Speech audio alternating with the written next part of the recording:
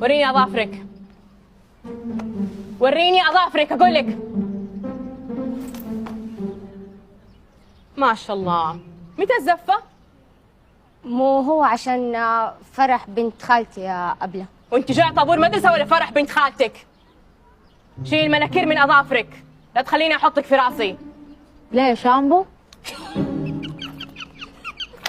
بنت ما في شيء يضحك، وانت وقفي لي قدام غرفه الوكيله.